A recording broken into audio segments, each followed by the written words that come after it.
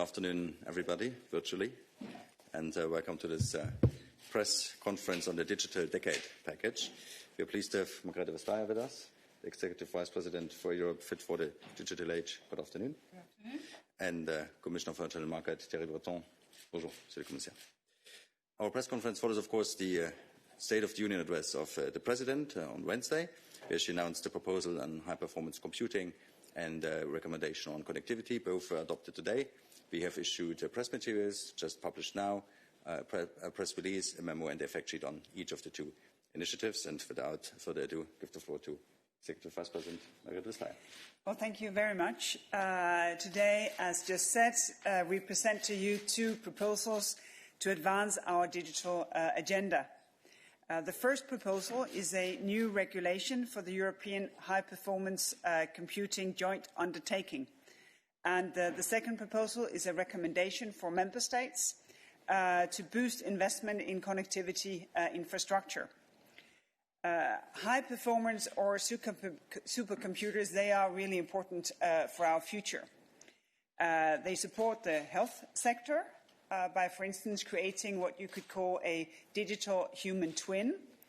Like this, we can stimulate trillions of processes and molecules of the human body to advance treatments, tackle diseases or viruses, and improve diagnostics. We can use supercomputers to investigate options and designs of efficient Earth system modeling, what we call sort of the planet Earth twin. That will inform but also advance policy making, and it will help us to find solutions when we're fighting climate change. Supercomputers, they can support businesses to innovate, to test, and to scale up much beyond what we have today. In October 2018, we put together with member states and private contributors 1.5 billion euros to the first joint undertaking on high-performance computing. Now we want to scale up and to continue this ambition in the next multi-annual financial framework, with a further total of 8 billion euros to be invested in this digital capacity. Connectivity, obvious, is the backbone for digital solutions. We want to speed up the investment in high-speed internet for businesses, public services, and for citizens as such. It is needed to accelerate our efforts when it comes to 5G deployment. Due to COVID, some of the auctions when it comes to frequencies for 5G, they were delayed. But we should not slow down these investments. So we call on member states to develop a toolbox with best practices as to how to invest in connectivity. These are just two tangible examples as to how we can advance our digital agenda, because if not, well, then we remain in the situation we're in now. And even though we have seen how connectivity helped us during the lockdown, I also think a lot of people and businesses realize that we have to push further on. All changes, they need a driver and they need a purpose to happen. And for the coming decade, we need to have these drivers very clear in our mind. The most fundamental driver is to serve the people. A digital transformation that includes an accountable, democratic and fair economy will help us to do better. I think we all agree that the digital transformation had brought many advances to our society. Access to innovative and convenient services for citizens, new ways for companies to reach their consumers, their customers. But in that respect, in spite of all the progress made, it is very important that we do not let a few, literally a handful, of privately owned companies define the rules of the game for the marketplaces that they have created, if done so in an unfair manner. With size comes responsibility. With size also comes economic power for some companies to dominate markets in ways that threaten fair competition. So in the coming December, we will table the Digital Services Act. We will propose a new competition tool. And the aim of those proposals is to ensure a fully functioning and competitive single market for digital services based on European values. For each and every one of us, I think that the things that happen close to home is the one that matters the most. Solutions that ease our lives, well, they also change our behavior.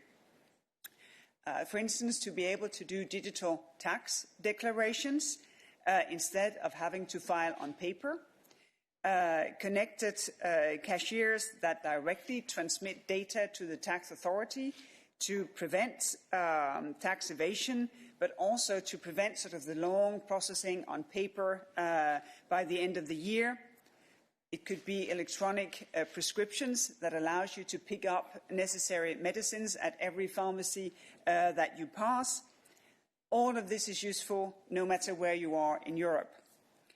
And we want to enable the access to public, private and cross-border services.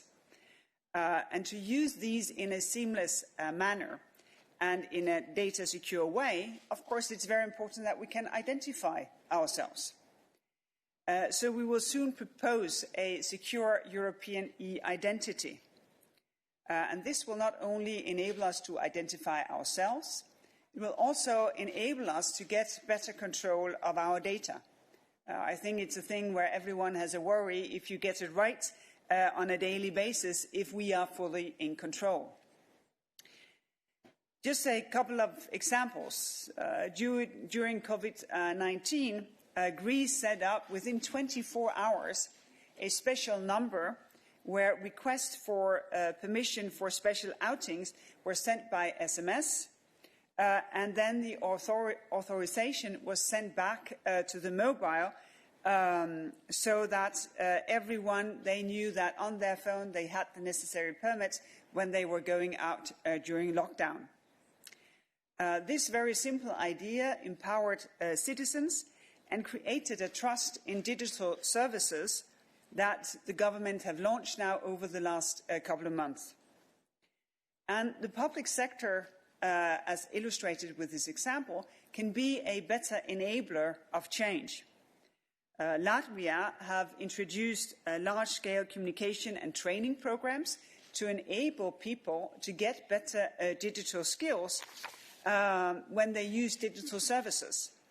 That is a change that benefits every citizen, but also every business. So in order to create this drive, we propose to invest 20% of the Recovery and Resilience Facility in digital transformation. This target will focus minds so that we incorporate in our recovery that we can leapfrog to a better use of digital technologies. There's a lot of money to spend in the Recovery Fund, and these targets will help us spend them wisely. Because here we can also make sure that the public spending will crowd in private investment and stimulate innovation and competition throughout Europe. A combination of public and private investment is necessary to achieve not only the digital transformation that we want, but also the recovery that we want.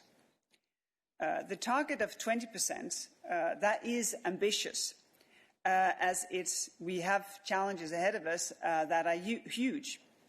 And we will work very closely with member states to enable how this can be integrated in recovery plans, but also how to tack the different investments to make sure that we actually do reach our targets. Cross-border and multi-country projects, of course, they are close to our heart, and they should be very important in this context. The last but not least, we hope that many member states will invest in digital skills. Today, only just above 60% have the necessary basic skills today, so 40% remaining.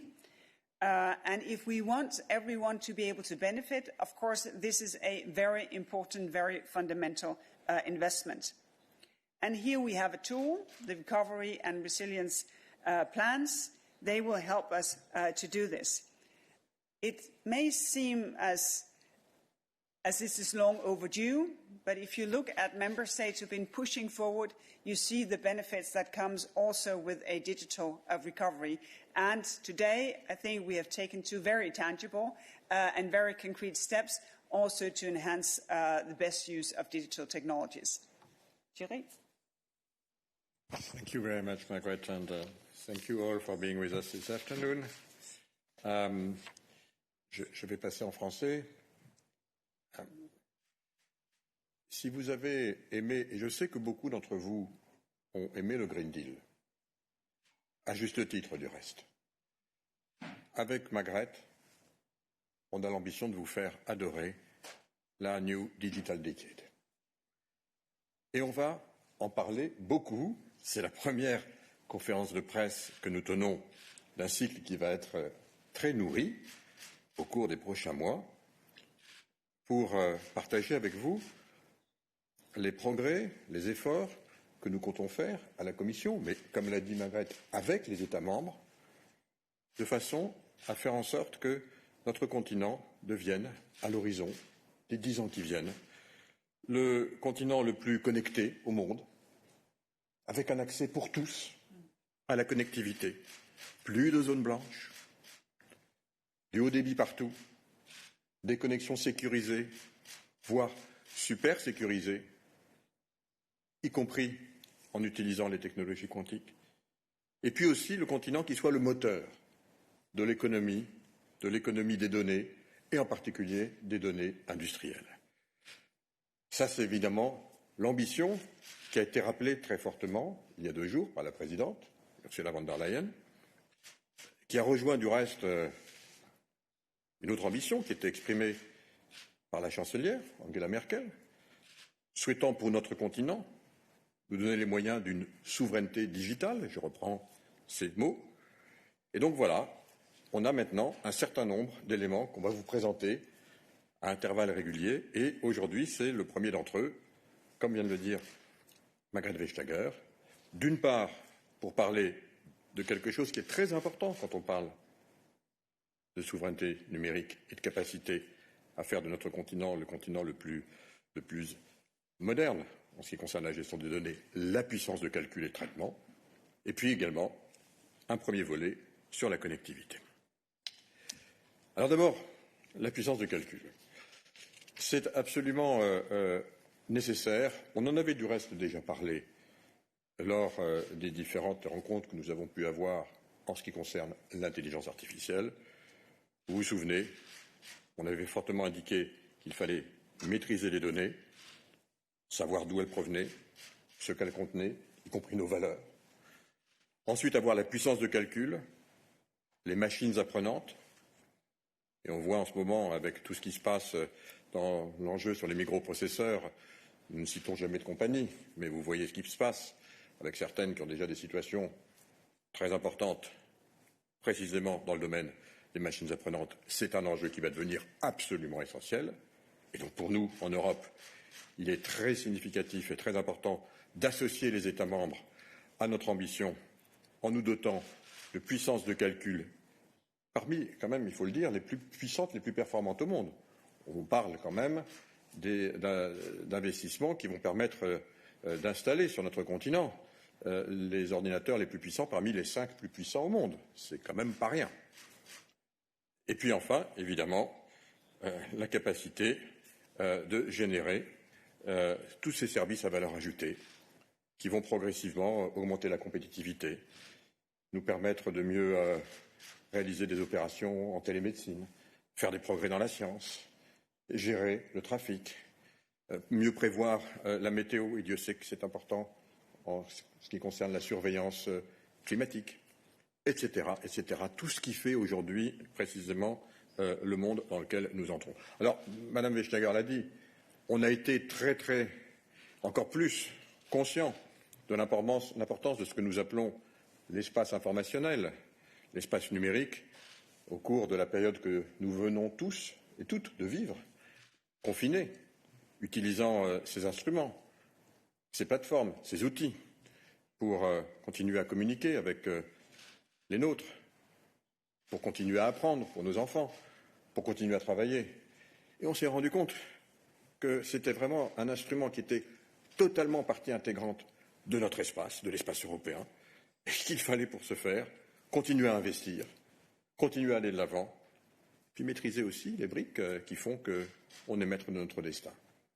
Et c'est dans ce contexte que, comme vient de le rappeler Margrethe, on a quand même décidé d'investir un montant très significatif, 4 milliards de la Commission, 8 milliards au total, parce que, effectivement, c'est de l'investissement public-privé, pour précisément sur les années qui viennent, au cours de la mandature qui est la nôtre, eh bien, faire en sorte que l'on va pouvoir avoir, dans le cadre de la société commune que nous avions créée en 2018, installer, acquérir, avec les États membres, d'abord 5 ordinateurs pétaflopiques, c'est-à-dire qui traitent 1 million de milliards d'informations par seconde, c'est quand même des montants très importants, qui seront parmi les 50 plus puissants au monde. Hein.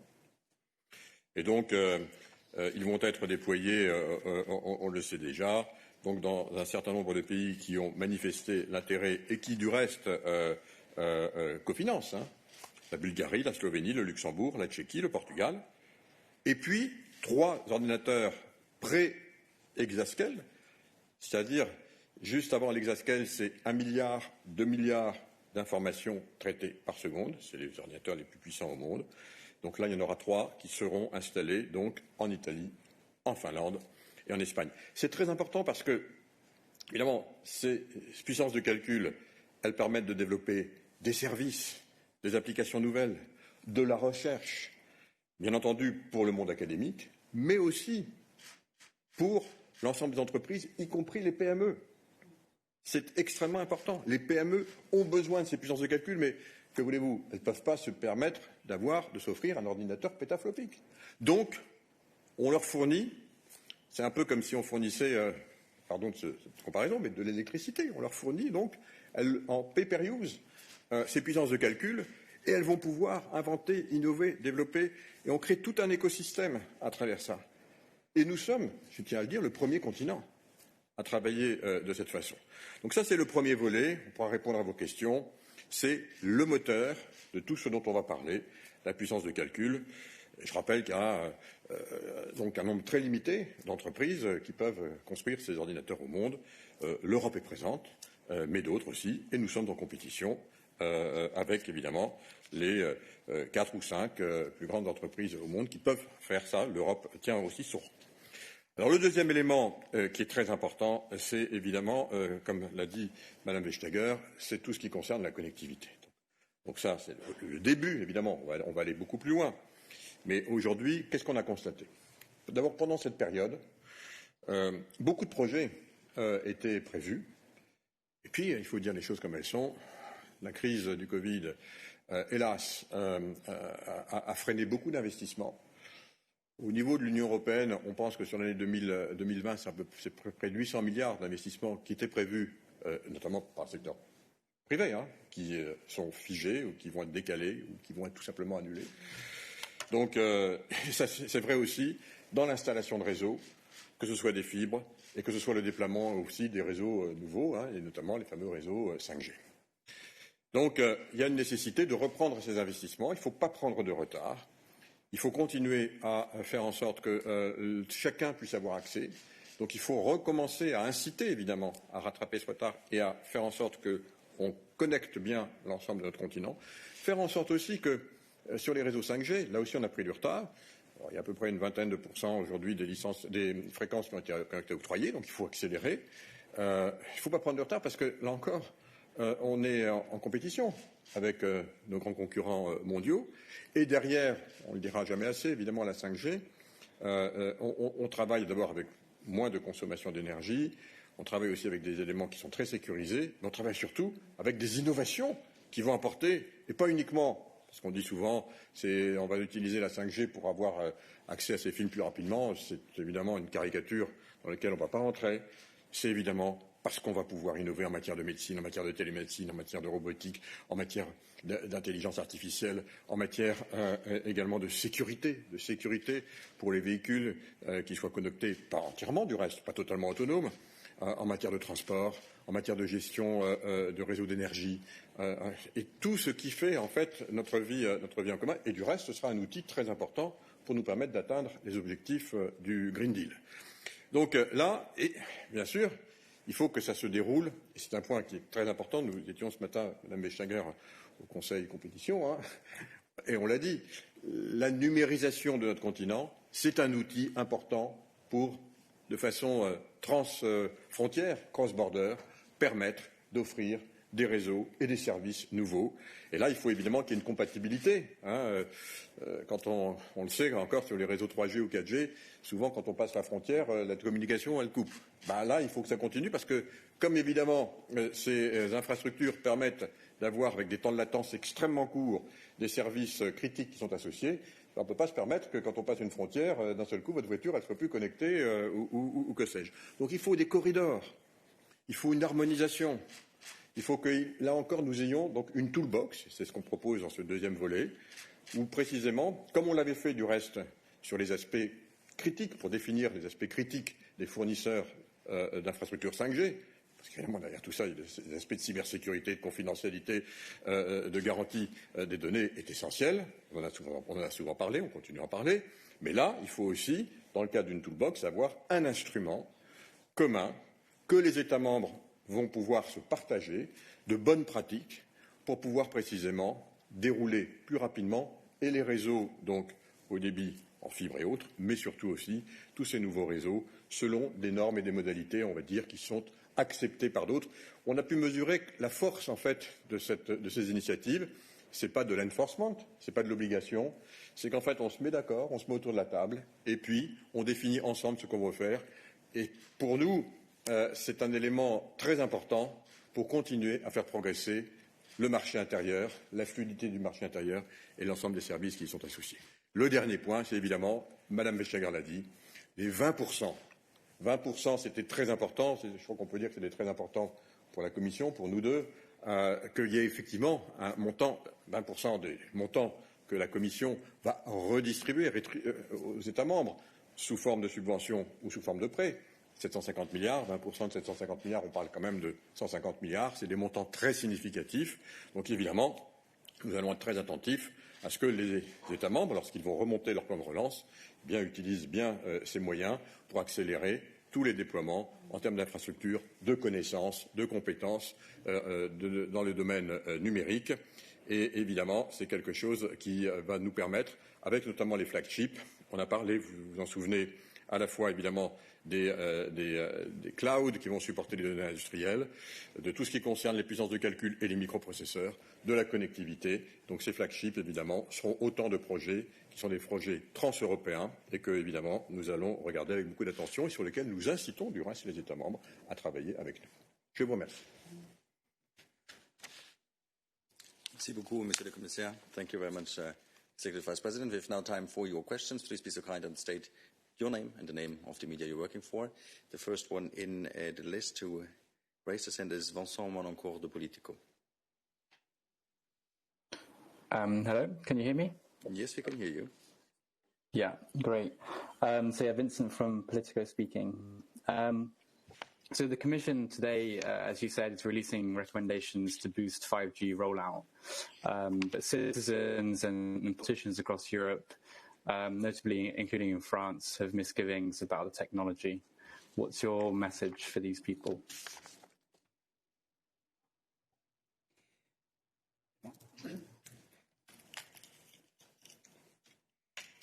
The point of technology is not to have it for its own sake. The point of technology is to say, well, what can we do better? I think all over Europe you find citizens who say, oh, but promises were not kept of world-class health services, of the best possible education, of ease of getting from A to B in traffic. Could we have that, please? And I think technology can help us to do what we want to do, to make sure that everyone can get, proper diagnostics, can get their test results very fast, that students can get access to world-class education that they may not otherwise be able to access, that we can have an ease of traveling that we would otherwise not be able to have because we can combine different modes of traveling. And on that note, of course, also that greening of our economy will be enabled by technology. That, of course, entails, as Thierry just mentioned, that we bring down the use of electricity in, for instance, our cloud services.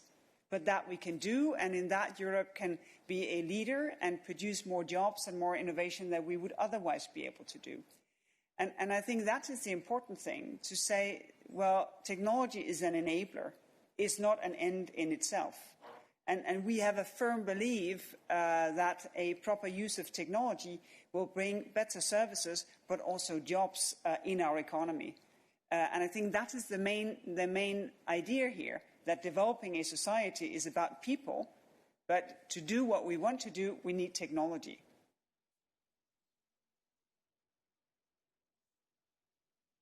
Okay. Il y avait une question de Sophie Petitjean, mais elle vient de retirer la main. So I think Naomi O'Leary was the next person.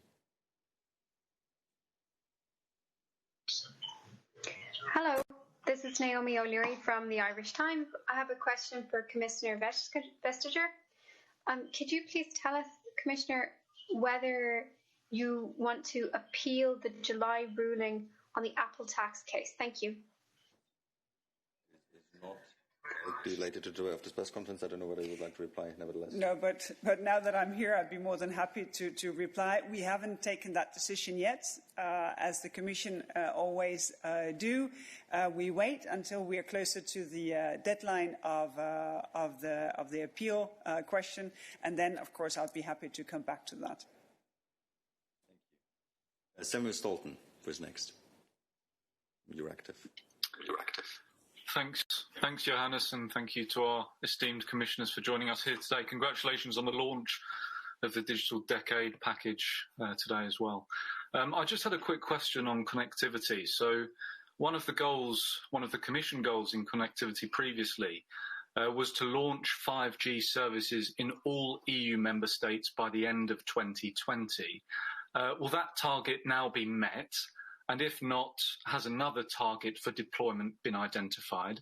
And more generally now, what's your take on the deployment of 5G across European Union member states? And is there the risk of having a very fractured market in this field? Thank you. Bon, comme je l'ai dit, on a pris du retard. C'est clair, et c'est du reste la raison pour laquelle nous avons pensé qu'il était opportun aujourd'hui mettre en place cette toolbox pour que l'ensemble des États membres travaillent ensemble. Il y a des bonnes pratiques, il y en a qui sont un peu en avance par rapport à d'autres, qu'on mette les bonnes pratiques et qu'on essaie de rattraper ce retard.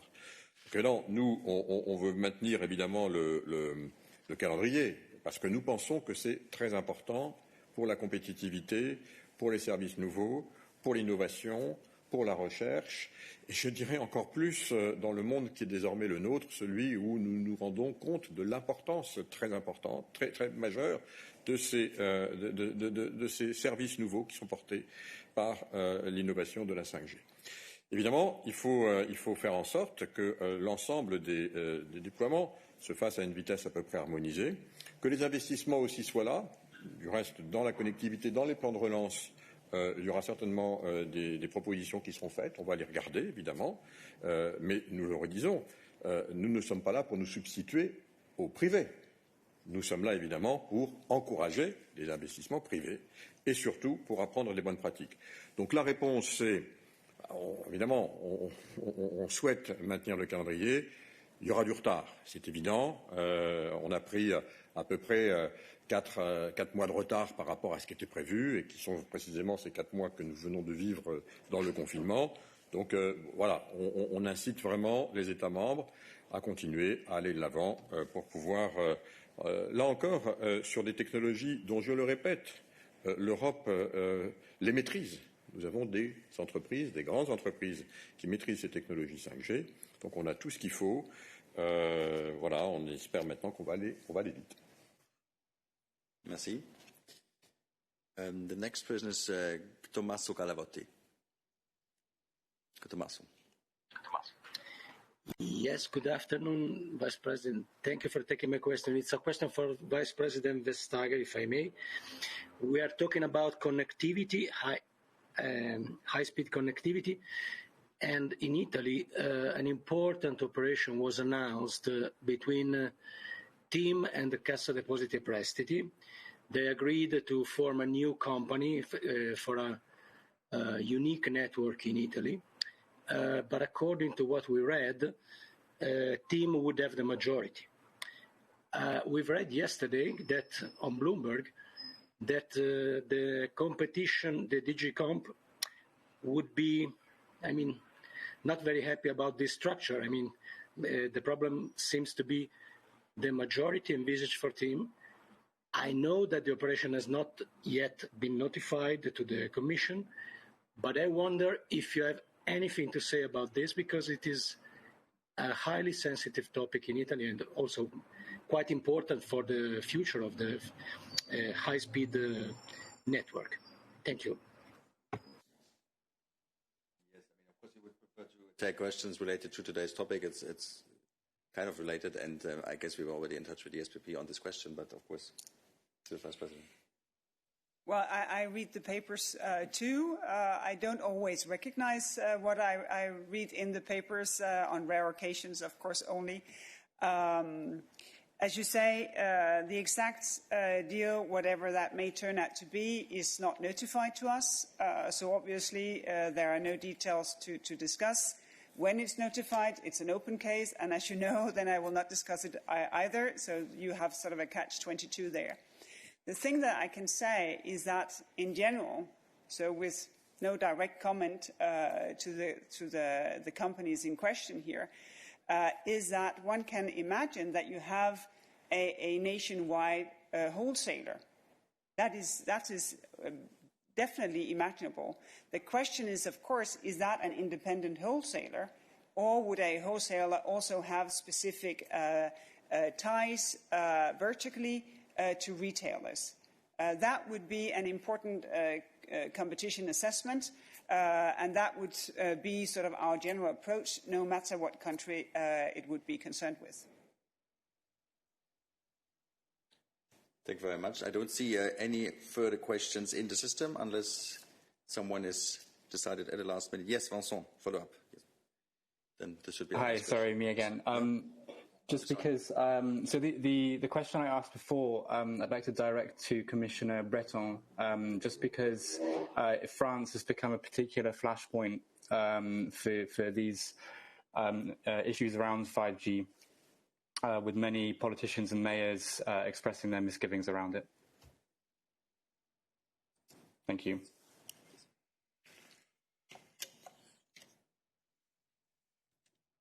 Le débat sur le progrès est un débat qui rythme les évolutions techniques depuis des siècles. Il y en a un désormais sur cette nouvelle technologie. C'est sain et c'est normal. Je ne vais pas parler spécifiquement de ce qui se passe dans tel État membre ou tel autre État membre, bien sûr. Mais ce que je peux vous dire, c'est que, au-delà de tous les usages, et je voudrais vraiment, il faudra sans doute qu'on fasse tous, nous, et puis peut-être avec vous, un effort de pédagogie pour bien expliquer ce que change, ce qu'apporte cette technologie. On en a parlé dans la réduction d'énergie, pour la santé, pour toutes ce qui, en fait, modèle notre vie. Il y a aussi, évidemment, vous faites référence aux aspects qui sont liés au déploiement de ces antennes. Et donc, il y a un certain nombre, en Europe du reste, pas que uniquement dans le pays, en France, dont vous parlez, donc qui ont été saisis, qui travaillent sur ces questions. Les antennes 5G sont des petites antennes qui émettent beaucoup moins d'énergie, évidemment, que les antennes 3G ou 4G. Et donc, les évaluations ont été faites par les différentes agences de santé. J'ai cru comprendre que, du reste, en France, les premiers résultats donnaient des réponses qui sont des réponses très satisfaisantes. Je rappelle qu'au niveau de la Commission, nous prenons les recommandations qui sont les recommandations des agences internationales de santé et que, pour les normes acceptables, et que nous les réduisons par 50. Donc, pour pouvoir en faire une norme au niveau européen. Donc, on est évidemment très attentif à ces aspects et je dois vous dire que toutes les remontées que nous avons aujourd'hui, qui ne sont pas finalisées évidemment, vont dans un sens qui sera, je crois, encourageant et sécurisant pour ceux qui se posent ces questions de façon légitime. I would like to take one last question of a Hungarian colleague, Katalin Haimai, who just raised her hand. Katalin.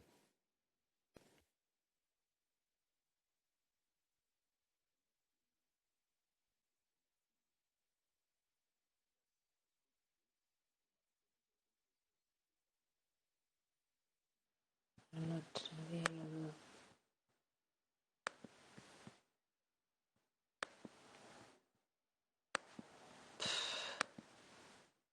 Please speak. Do you hear me? Yes, do you hear me now? Yes, we do. Yeah. Yes, we do. Thank you very much, Johannes. This is also an off-topic question to the Executive Vice President and touches upon the Hungarian media market. There are several complaints submitted to the Commission on the alleged distortion of competition in the Hungarian media market. And one of the complaints was filed on the alleged excessive funding of public broadcast media in Hungary. It was submitted in 2016 and the investigation is still ongoing. So could you tell us, Executive Vice President, please, why it takes 4 or even more years to come up with the result? One would think this is a small and not a very complicated media market. Thank you very much. And it's also a question we have discussed in the press room already at length, but of course, I don't want to preempt the potential answer you would like to give. But you did that very effectively, I'd say, to say that it has been discussed intensively before. No, I understand completely the impatience.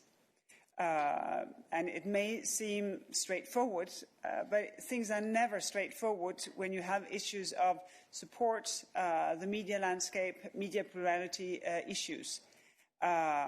I wish that we had finalized our investigation and our thoughts so far, but we haven't. And of course, we will continue to look into it because we have a complaint, and obviously we take our complaints seriously. This brings us now to the end of our press conference. Thank you very much, Executive Vice President Margrethe Vestager. Merci beaucoup, Monsieur le Commissaire Breton. I refer again to our press materials, and let me wish you, and all of us actually, a nice afternoon and a good weekend.